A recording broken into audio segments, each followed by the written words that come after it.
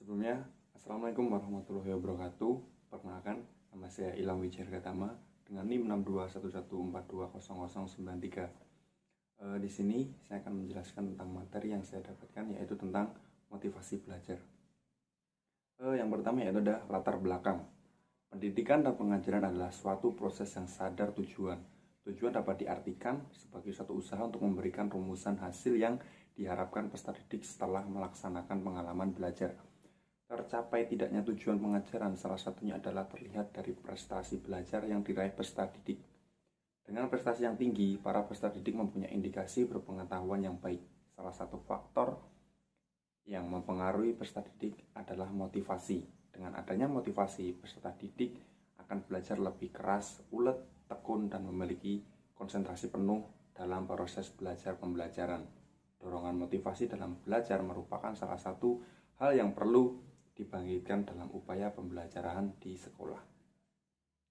Motivasi yang dimiliki peserta didik dalam setiap kegiatan pembelajaran sangat berperan untuk meningkatkan prestasi belajar peserta didik dalam mata pelajaran tertentu. Siswa yang bermotivasi tinggi dalam belajar memungkinkan akan memperoleh hasil belajar yang tinggi pula. Artinya, semakin tinggi motivasinya, semakin intensitas usaha dan upaya yang dilakukan, maka semakin tinggi prestasi belajar yang diperolehnya.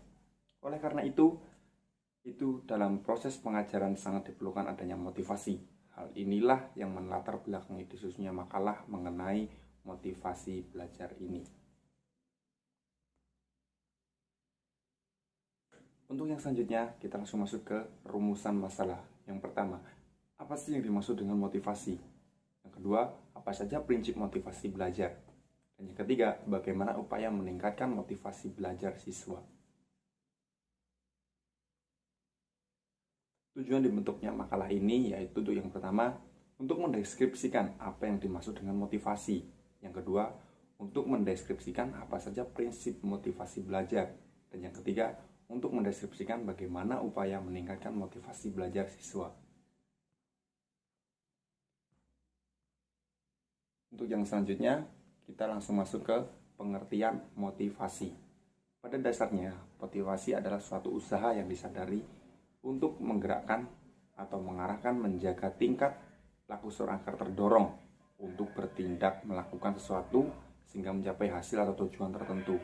Menurut Clayton Alderfield, motivasi belajar adalah kecenderungan peserta didik dalam melakukan kegiatan belajar yang didorong oleh hasrat untuk mencapai prestasi atau hasil belajar sebaik mungkin. Motivasi dipandang sebagai dorongan mental yang menggerakkan dan mengarahkan perilaku manusia, termasuk perilaku belajar. Dalam motivasi terkandung adanya keinginan yang mengaktifkan, menggerakkan, menyalurkan, dan mengarahkan sikap serta perilaku pada individu belajar.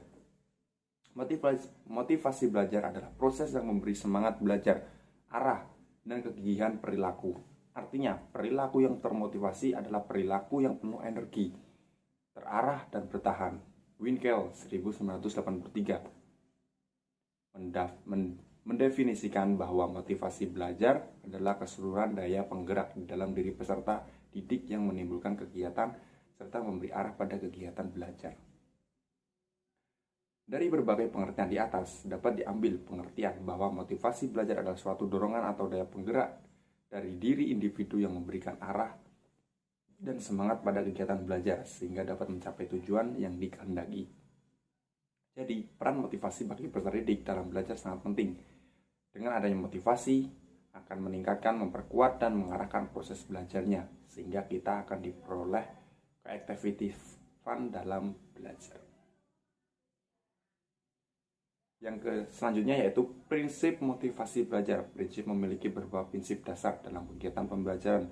Prinsip-prinsip tersebut yaitu, yang pertama, pujian lebih efektif daripada hukuman. Yang dimaksud adalah pujian ya.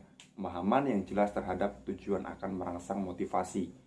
Semua peserta didik mempunyai kebutuhan psikologis tertentu yang harus mendapat kepuasan. Yang keempat, motivasi yang berasal dari dalam individu lebih efektif daripada motivasi yang dipaksakan dari luar. Dan juga faktor-faktor yang dapat mempengaruhi motivasi belajar kita.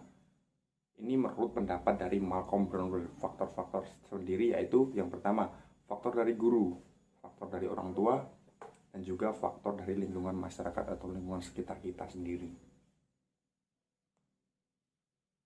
Yang selanjutnya, upaya kita dalam meningkatkan motivasi belajar siswa yang pertama adalah proses pembelajaran akan berhasil manakala siswa mempunyai motivasi dalam belajar. Oleh karena itu, guru perlu menumbuhkan motivasi belajar siswa.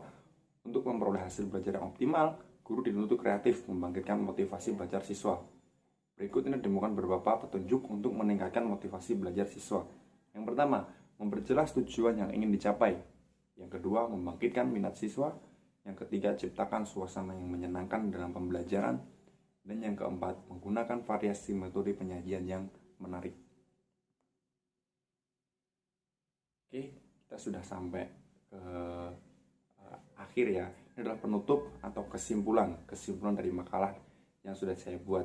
Yang pertama, motivasi belajar adalah suatu dorongan atau daya penggerak dari dalam diri individu yang memberikan arah dan semangat pada kegiatan belajar sehingga dapat mencapai tujuan yang dikehendaki.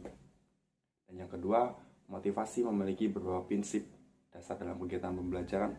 Prinsip-prinsip dasar tersebut yaitu pujian lebih efektif daripada hukuman, pemahaman yang jelas terhadap tujuan akan merangsang motivasi.